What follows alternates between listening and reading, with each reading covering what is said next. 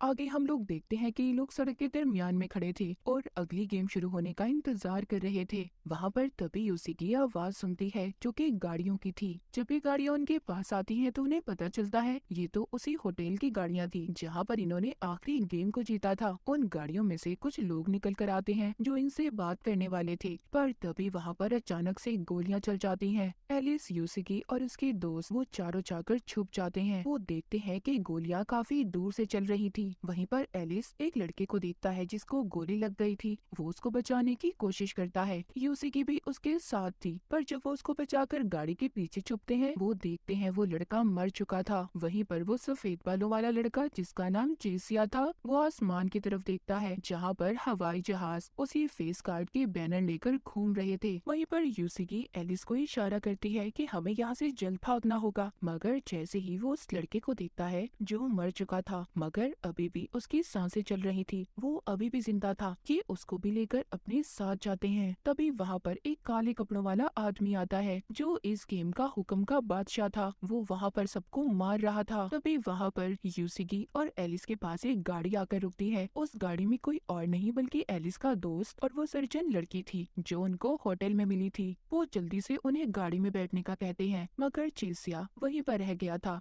ये अब सब गाड़ी में बैठकर वहाँ से निकल गए थे। वहाँ चेसिया की दोस्त उनसे पूछती है कि आखिर इस गेम का रूल असूल क्या है जो हम नहीं जानते। यहाँ पर एलिस उसको कहता है कि हर गेम का अपना अलग मास्टर है और हमें हर गेम के मास्टर को हराना होगा, तभी हम हर गेम को जीत सकते हैं, जिसके बाद ही शायद हम अपनी दुनिया में वापस जा सकें। वो कहता है इतने सारे कार्ड्स जीतने के बाद अब हमें इन सभी फेस कार्ड्स को भी जीतना होगा। उनकी गाड़ी का चारों लोग पीछा कर रहे थे मगर वहाँ पर हुक्म का बादशाह आकर उन चारों को मार देता है और उनकी गाड़ी लेकर एलिस की गाड़ी का पीछा करने लगता है। जैसे ही वो गाड़ी उनके करीब आती है एलिस के दोस्त को ये लग रहा था कि उस गाड़ी में भी उनके दोस्त है, मगर वो गाड़ी उनके पास आकर जिसमें हुक्म का बादशाह बैठा था वो इन पर गोलियां चलाने लगता है। वहाँ पर वो लोग अपनी जान बचाने के लिए तेजी से गाड़ी चला रहे थे मगर हुक्म का बादशाह भी इनका अब तक पीछा कर रहा था और साथ ही साथ इन पर गोलियां भी चला रहा था। आगे जाकर बेचारे एलिस और उसके दोस्तों की गाड़ी एक और गाड़ी के साथ टकरा जाती है जिससे उनका एक्सीडेंट हो गया था। उनकी गाड़ी पलट जाती है और वो सभी नीचे गिर जाते हैं। वो गाड़ी से निकलते हैं और भागते हैं क्योंकि हुक्म का बादशाह अभी भी उनका पीछा कर रहा था। वहाँ पर भागते हुए सर्जन लड़की उनसे दूर हो जाती है। अब एलिस, यूसिकी और उनके बाकी दो दोस्त एक पुरानी बिल्डिंग में आ गए थे। अब वो हुक्म का बादशाह उनसे काफी दूर हो गया था। यहाँ पर यूसिकी अपना बाकी जरूरत का सामान ढूंढने की बात करती है। यूसिकी और एलिस कुछ जरूरत का सामान ढूंढने जाते हैं जबकि उनके बाकी के दो दोस्त गाड़ी को ढूंढने जाते हैं जहाँ पर उनको एक गाड़ी पसंद भी आ गई थी। वहीं पर दूसरी तरफ एलिस और यूसिकी एक मार्केट में पहुँचते हैं और वहाँ पर जाकर जरूरत का सामान इकट्ठा करने लगते हैं। एलिस जब चीजें ले रहा था तभी उसको कुछ पुरानी यादें आती हैं जब वो अपने दोस्तों के साथ हुआ करता था। यहाँ पर कुछ देर के लिए वो अपनी ऐसी जिंदगी को भूल गए थे। यूसिकी वहाँ पर चीजें बेचने वाली बन जाती है और एलिस उसका कस्टमर। ये दोनों चीजें लेते हुए बहुत ज्यादा मजे कर रहे थे। यूसिकी एलिस को बताती है कि मैं हमेशा से एक सुपरमार्केट में काम करना चाहती थी। एलिस यूसिकी से कहता है कि मैं वापस अपनी दुनिया में जाना चाहता हूँ और हमेशा की तरह अपने दोस्तों के साथ बैठकर नूडल्स खाकर किताब पढ़ के मजे करना चाहता हूँ। मगर वापस जाने की बात से यूसिकी थोड़ा परेशान हो गई थी और अपने डैड की पुरानी बातें याद करने लगी थी। वो एलिस से कहती है कि मेरी पुरानी जिंदगी बिल्कुल भी अच्छी नहीं थी और मैं वापस नहीं जाना चाहती। यूसिकी सब बताते हुए वहाँ पर दुखी हो जाती है। इसी बात पर एलिस ने उसको गले लगा लिया था और कहता है तुम फिक्र मत करो, मैं हर हाल में तुम्हारा साथ दूंगा और हम यहाँ से जल्द निकल जाएंगे और एक अच्छी जिंदगी गुजारेंगे। मगर उसकी बातों से भी यूसिकी का दिल नहीं बदला था। वो अभी भी यही कह रही थी कि मैं वापस नहीं जाना चाहती। जब वो रास्ते में सारा सामान लेकर जा रहे थे तभी उन्हें अपने बाकी दो दोस्त मिल जाते हैं जो एक नई गाड़ी के साथ आए थे और इन्हें लेकर अपने साथ चले जाते हैं। एलिस उसी बिल्डिंग में आकर उसकी छत पर चढ़कर आसमान की तरफ उड़ते हुए हवाई जहाजों को देख रहा था जिस पर बैनर्स लगे हुए थे। वो अपने दोस्तों को बताता है कि हमें इस गेम से बचने के लिए दूसरी गेम खेलनी होगी क्योंकि मैं जानता हूँ एक गेम का मास्टर किसी दूसरी गेम में नहीं आ सकता, मतलब दूसरी गेम में जाकर हम पर कोई हमला नहीं कर सकता।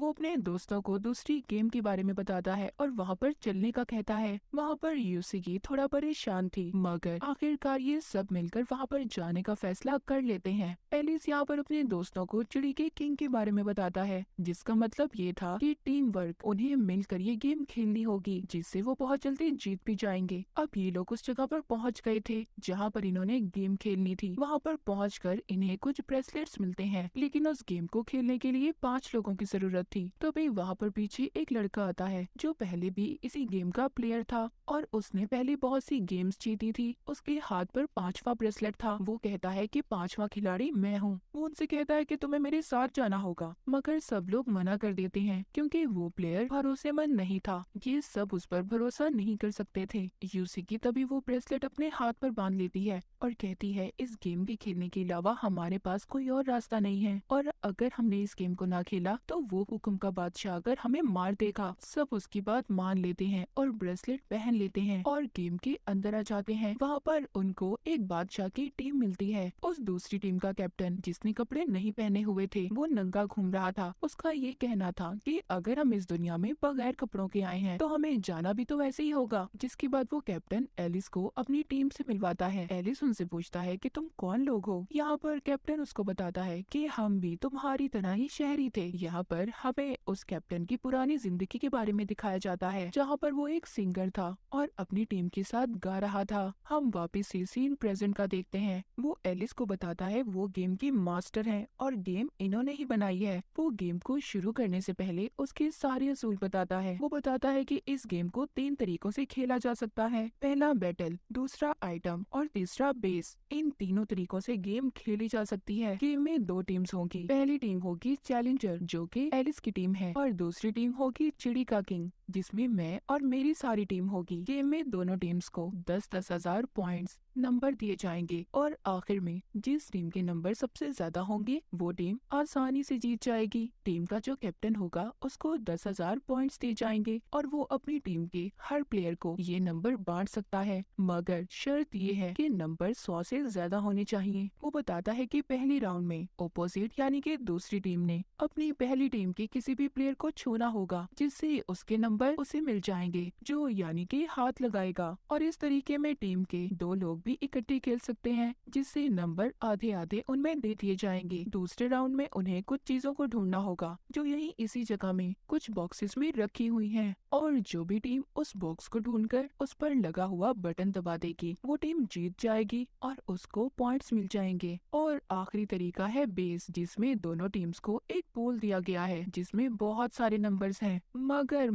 यहाँ पर एक बात याद रखना, अगर मेरी टीम के किसी भी प्लेयर ने तुम्हारे इस पूल को छू लिया तो हमें 10,000 नंबर मिल जाएंगे, और अगर तुम इस गेम को बहुत अच्छे तरीके से खेल रहे हो और तुमने इस पूल को छू लिया तो तुम्हें इन्फिनिटी लातादार नंबर मिलेंगे। और फिर इसके बाद अगर तुमने मेरी टीम के किसी भी प्लेयर को छू लिया तो उसके सारे नंबर तुम्हें मिल जाएंगे और वो बेचारा मारा जाएगा। खैर यहाँ पर गेम शुरू हो गई थी। एलिस अपनी टीम के प्लेयर्स को कुछ को ज्यादा नंबर देता है और कुछ को थोड़े कम नंबर देता है। ये दोनों यहाँ पर अलग अलग टीम्स बन गई थी। यूसिकी उस लड़के के साथ अपनी टीम बना लेती है जो यहाँ पर इनकी गेम में बहुत सारी गेम्स को जीत कर आया था, और दूसरी तरफ एलिस जिसिया के दोस्त के साथ अपनी टीम बना लेता है। एलिस बॉक्सेस में पड़ी उन चीजों को ढूंढने लगता है जिसका बटन दबाकर इन्हें नंबर मिल सकते थे, और इन्हें नंबर मिल भी जाते हैं। अब वहीं पर चिड़ी के किंग का कैप्टन आता है और वो कहता है, तुम जानते हो एलिस कि इस गेम को जीतने का सबसे पहला असूल क्या है? तुम्हें अपने प्लेयर्स का भरोसा जीतना होगा, जबकि तुमने तो किसी को ज्यादा नंबर दे दिए और किसी को कम नंबर। यहाँ पर वो कैप्टन एलिस से हाथ मिलाता है, जिससे उसे पता चल गया था कि एलिस के पास कितने नंबर हैं। एलिस की टीम बहुत अच्छे तरीके से खेल रही थी। वो दोबारा से पूल के पास आकर उसको हाथ लगाते हैं, जिससे उनके पॉइंट्स नंबर्स भी बढ़ गए थे। जब दूसरी टीम का कैप्टन ये देखता है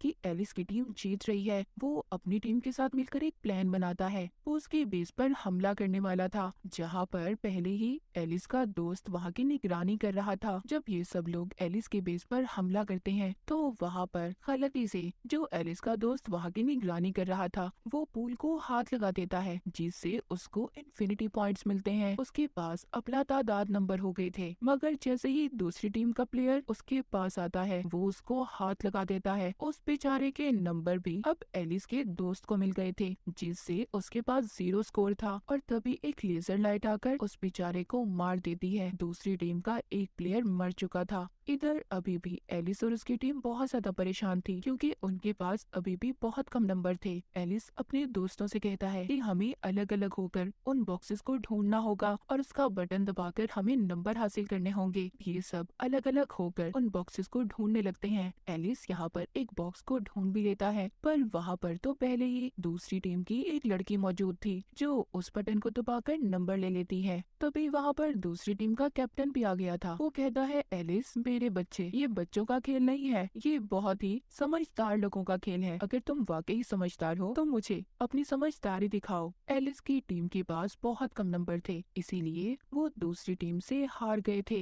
अगले राउंड में एलिस अपने दोस्तों के साथ ये प्लान करता है कि हमें उस कैप्टन की बेस पर हमला करना होगा और तभी हम नंबर हासिल कर सकते हैं। ये सब लोग अब उसकी बेस पर हमला करने के लिए तैयार थे, पर ये प्लान भी उनका फेल हो गया था। वो जब उनके पोल को हाथ लगाने वाले थे तो बड़ी ही चालाकी से उस कैप्टन की टीम ने इन्हें रोक लिया था। ये अब बहुत ज्यादा उदास थे, क्योंकि ये राउंड भी ये हार गए थे और अब इनको मरने से कोई भी नहीं बचा सकता था। अब ये सभी बेचारे बहुत ज्यादा दुखी हो गए थे और अलग अलग होकर ये वक्त खत्म होने का इंतजार कर रहे थे। मगर यूसिगी ने अभी भी हार नहीं मानी थी। वो उन बॉक्सेस को ढूंढने लगती है, जिससे उसको नंबर भी मिल गए थे और अब एलिस की टीम के पास काफी ज्यादा नंबर हो गए थे। दूसरी टीम से उसके पास सिर्फ 500 नंबर ही कम थे। वापस आकर यूसिगी उसी लड़के को देखती है जो बाद में इनकी टीम में शामिल हुआ था। वो खून की उल्टियां कर रहा था। वो लड़का यूसिगी को पकड़ लेता है। वो उसे मार रहा था और बेहोश करने की कोशिश कर रहा था, क्योंकि जैसे हमने पहले शुरू में देखा था, सब इस पर भरोसा नहीं कर रहे थे, मगर फिर भी यूसिगी ने इस पर भरोसा किया था। लेकिन अब वो यहाँ पर यूसिगी के साथ भी बदतमीजी करने की कोशिश कर रहा था। कर तभी वहाँ पर एलिस आ गया था, जो यूसिगी को उससे बचा लेता है और उठाकर अब उसको बेस के पास ले आया था। जिसके बाद एलिस दूसरी टीम के कैप्टन के पास जाता है और कहता है कि मेरी टीम तो हार गई है, अब हम सब लोग मरने ही वाले हैं, तो मेरी आखिरी ख्वाहिश ये है कि मैं तुमसे हाथ मिलाना चाहता हूँ। वो कैप्टन कहता है कि अभी गेम खत्म होने में पूरे 3 मिनट है और अगर मैंने तुमसे हाथ मिला लिया तो तुम्हारे सारे नंबर मेरे पास आ जाएंगे। एलिस कहता है कि मैंने तुमसे बहुत कुछ सीखा है, पर मेरे पास इतना वक्त नहीं है मेरे दोस्त कि मैं अपनी गलतियाँ सुधार सकूं। और वो उससे सॉरी भी करता है। मगर तभी कैप्टन आकर अब खुद एलिस से हाथ मिलाता है और यहाँ पर कहानी में एक बहुत बड़ा ट्विस्ट आ गया था। जब उस कैप्टन ने एलिस से हाथ मिलाया था तो उसके सारे नंबर एलिस को मिल गए थे, जिससे वो कैप्टन भी काफी ज्यादा हैरान था। असल में हुआ यूँ था, एलिस जब अपने उस दोस्त को ढूंढने गया था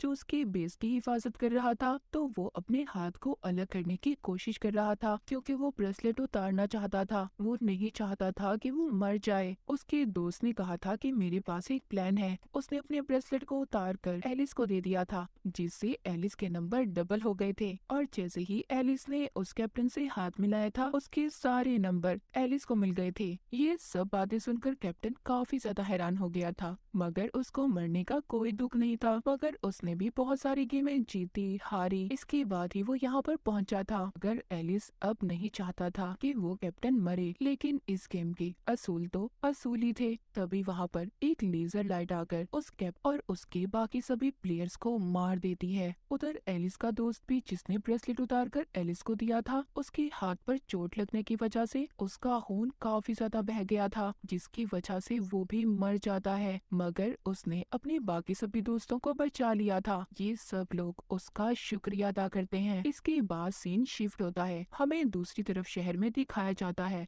वहाँ पर भी गेम खेली जा रही थी। कुछ लोग इस गेम को खेल रहे थे जो कि जेल में हो रही थी। उनको गले में पहनने के लिए बैंड दिए जाते हैं, जिनके पीछे निशान बने हुए थे, जिसमें 4 निशान थे, चिड़ी, हुक्म, हार्ट और डायमंड। मगर इस गेम में मजेदारी की बात ये थी, वो लोग खुद उस निशान को अपने गले के बैंड में नहीं देख सकते थे। ये दूसरा इंसान ही उन्हें देखकर बता सकता था। इस गेम का असूल ये था कि इन सब के दरमियान में ही एक दिल का गुलाम है, जिसको इन्होंने पकड़ना था, और अगर वो मारा गया तो ये सब बच जाएंगे। वक्त शुरू होता है। इनको 2 घंटे का टाइम दिया गया था। यहाँ पर इनको अपने बैंड में जो भी निशान होगा वो इन्होंने सही बताना था, और अगर वो सिंबल निशान सही नहीं बताया गया तो इनका गर्दन में पहना हुआ बैंड ब्लास्ट फट जाएगा, जिसके बाद वो इंसान मर जाएगा। सब लोग अपनी अपनी टीम बना लेते हैं और हर इंसान अपनी टीम के प्लेयर की मदद कर रहा था। यहाँ पर इस गेम में सफेद बालों वाला लड़का जिसका नाम चेसिया था वो भी था।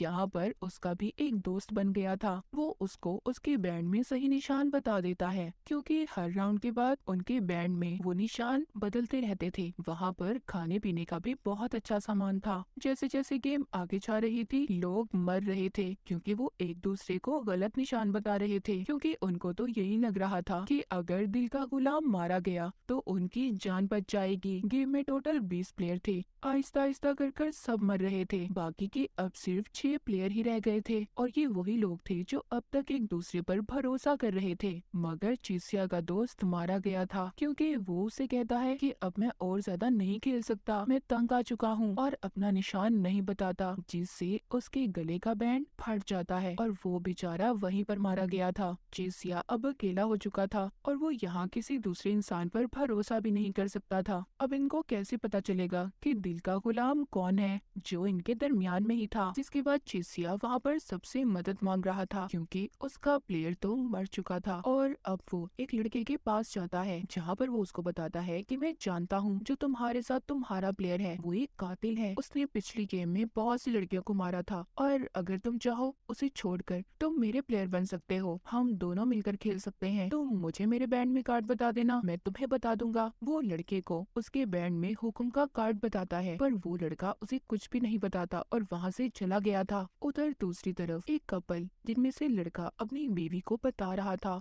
ये उसी कातिल के बारे में बात कर रहे थे जिसके बारे में चेसिया ने उस लड़के को बताया था। ये कहते हैं कि ये बहुत ही खतरनाक कातिल है और यही है जो दिल का गुलाम है। चेसिया को अब एक और लड़की मिलती है, ये उससे भी बात करने की कोशिश कर रहा था, पर वो भी इससे कोई बात नहीं करती और वहाँ से चली जाती है। ये सब लोग अपने अपने जेल में आ गए थे। यहाँ पर सबसे कार्ड के बारे में पूछा जाता है कि कौन से निशान का कार्ड इनके बैंड में मौजूद है। यहाँ पर चेसिया अपना बहुत दिमाग लगाता है, उसको तो किसी ने कुछ भी नहीं बताया था। वो ये बात पता कर लेता है कि उसके बैंड में डायमंड का निशान है, और वो सही भी बता देता है और वो बताकर बच भी जाता है। आखिर में 3 लड़के बाहर आ गए थे, मगर वो लड़की मारी गई थी जिसने चेसिया की बात को नहीं सुना था। यहाँ पर हमें पता चलता है कि दिल का गुलाम कोई और नहीं बल्कि उसी लड़की का साथी था जो मर गई थी, जिसने चेसिया की बात को नहीं सुना था। और इन दोनों ने बहुत ही प्लानिंग की थी। ये दोनों आपस में चीजों के बहाने बात किया करते थे, मगर आखिर में बेचारी उस लड़की के साथी ने भी उसे धोखा दे दिया, उसके बैंड में गलत कार्ड का निशान बता दिया, जिससे वो मारी गई। इनको दिल का गुलाम मिल गया था। ये उसको एक जेल में बंद कर देते हैं, जिसके बाद चेसिया भी अब इस जेल से आजाद हो गया था। उसने इस गेम को जीत लिया था। वहीं पर हमें एक आदमी को रिकॉर्डिंग करते हुए दिखाया जाता है,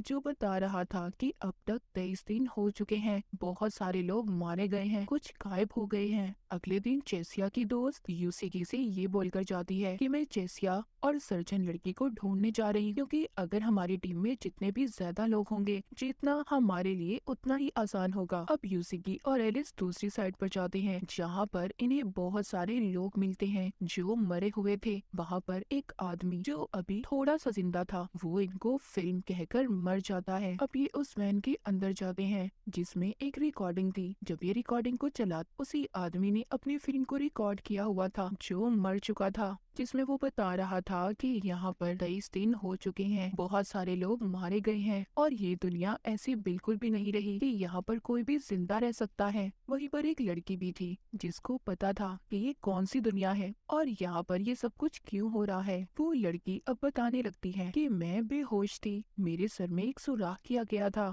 मगर जैसे ही मुझे होश आया ये लड़की ये सब कुछ बता ही रही थी। तभी वहाँ पर हुक्म के बादशाह ने आकर उस लड़की को मार दिया था और रिकॉर्डिंग यहीं पर खत्म हो जाती है। जब ये वैन से बाहर आते हैं तो वहाँ पर भी हुक्म का बादशाह आ गया था। यहाँ पर भी इन पर हमला कर रहा था। यूसिकी और एलिस दोनों उसके हमले से बचकर भाग रहे थे और भागते भागते अलग हो जाते हैं। एलिस वहाँ पर बेहोश हो गया था, मगर एलिस को तभी कोई बचा लेता है। एलिस को जैसे ही होश आता है उसके सामने एक लड़की बैठी थी जो उसको बताती है कि तुम्हें किसी और ने नहीं बल्कि एगोनी ने बचाया है। और यहाँ पर हमें पता चलता है कि एगोनी अभी भी जिंदा था। एगोनी बताता है कि हम यहाँ पर हुक्म के बादशाह को धोखे से लाकर मार देंगे और हम इसी चीज की प्लानिंग कर रहे हैं। यहाँ पर वो लड़की जो एगोनी के साथ थी, उस लड़की की पुरानी जिंदगी के बारे में हमें बताया जाता है। वो स्कूल में बहुत ही फेमस मशहूर लड़की थी। एक दिन वो आसमान पर कुछ देखती है, जिसके बाद वो खुद को एक स्टेडियम में पाती है। वहाँ पर अचानक से गेम शुरू हो गई थी। सबके ऊपर खोलता हुआ पानी गिर रहा था। वहाँ पर सब लोग मारे गए थे, मगर ये लड़की बच गई थी। इसकी टांग में सरिया घुस गया था। वो जैसे तैसे कर एक हॉस्पिटल में पहुँच गई थी। वहाँ पर कोई भी नहीं था सिवाय एक डॉक्टर के, जो कह रहा था कि तुम्हारा पाँव काटना पड़ेगा और अगर ऐसा ना किया तो तुम मर जाओगी। मगर इससे पहले भी वो डॉक्टर अपनी बहुत सी बातें मनवाता है। ये हर हाल में जीना चाहती थी, इसीलिए डॉक्टर की सभी बातों को मान जाती है। ये सब बातें ये एलिस को बता रही थी। उधर दूसरी तरफ यूसिकी, जो कि जंगल में गुम हो गई थी, वो एक घर में पहुंच जाती है जहां पर वो खाने का कुछ सामान ढूंढ रही थी। वहां पर उसको खाने को तो कुछ भी नहीं मिलता, मगर हाँ, वो वहां पर एक छोटा बच्चा और लड़की देखती है। वो बच्चा वहां पर बिल्कुल अकेला था और आज रात उसका वीजा भी खत्म होने वाला था। वहीं पर दूसरी तरफ अगुनी की टीम, जो हुक्म के बादशाह को पकड़ने की तैयारी कर रहे थे,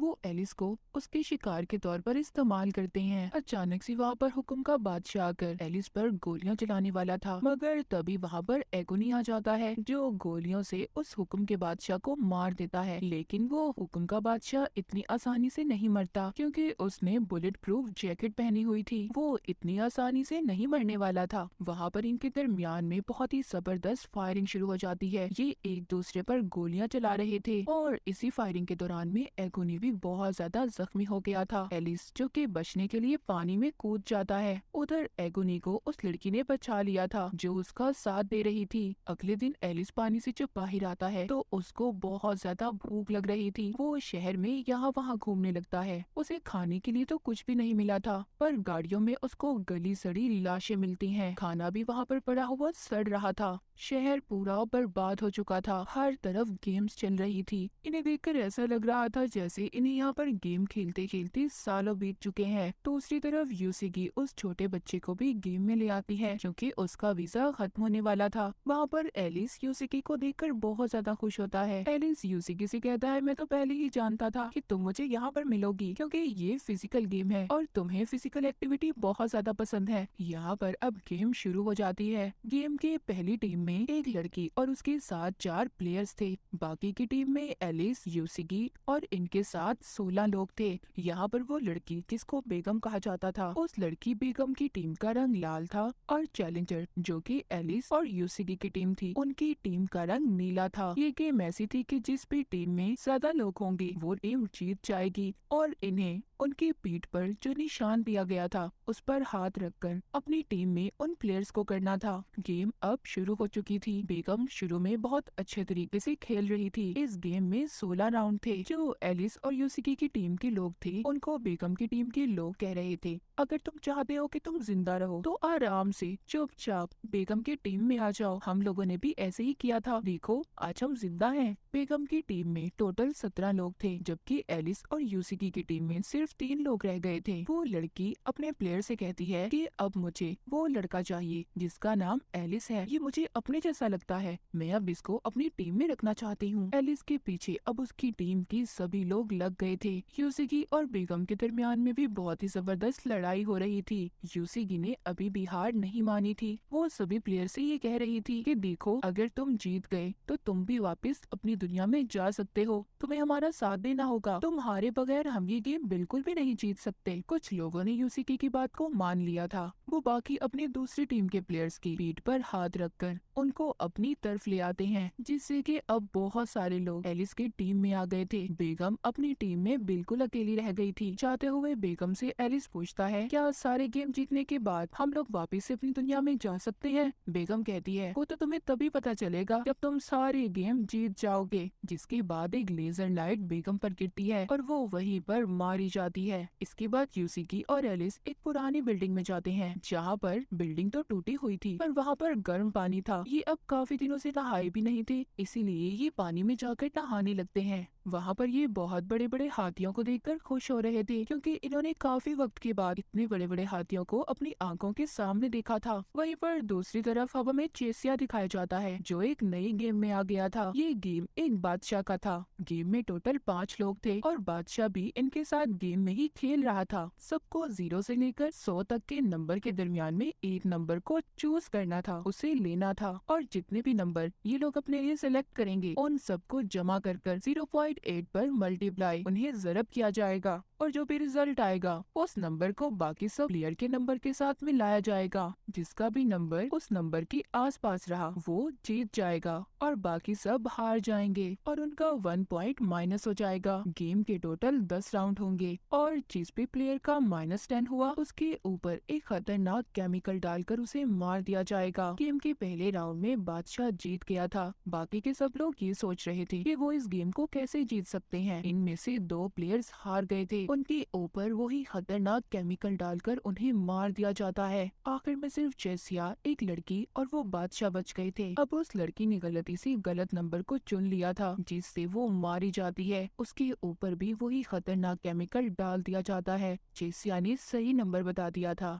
जिस वजह से वो यहाँ पर जीत जाता है। यहाँ पर बादशाह को अपनी पुरानी जिंदगी याद आ रही थी। उसने अपनी पुरानी जिंदगी में बहुत ही गलत काम किए थे, यही सोचकर उसको शर्मिंदगी हो रही थी। इस वजह से वो खुद हार गया था और चेसिया को जितवा देता है। गेम का विनर चेसिया बन गया था। वो सही सलामत बाहर आ जाता है। वहीं पर दूसरी तरफ चेसिया की दोस्त ने सर्जन लड़की को ढूंढ लिया था। ये दोनों मिलकर एक गेम खेलती हैं और ये उस गेम को जीतकर ये दोनों भी सही सलामत बाहर आ गई थी। अब आखिर में हुक्म का बादशाह और हुक्म की बेगम, यही दोनों गेम बची थी। इस गेम में अब बाकी के जितने भी प्लेयर्स बचे थे जो पिछली गेम्स को जीत गए थे, इन सब का अब आमना सामना होता है। यहाँ पर वही लड़का भी आया था जो पहले इनको गेम में मिला था। उसको खून की उल्टियाँ आ रही थी, वो मरने वाला था। इसीलिए वो यहाँ पर सबसे कहता है कि मैं तो मर ही जाऊंगा, मगर मरने से पहले मैं तुम सबको मारना चाहता हूँ। और ये कहकर वो यूसीकी पर गोली चलाने लगता है, मगर तभी इनके दरमियान में चेसिया आ गया था, जिसको गोली लग जाती है।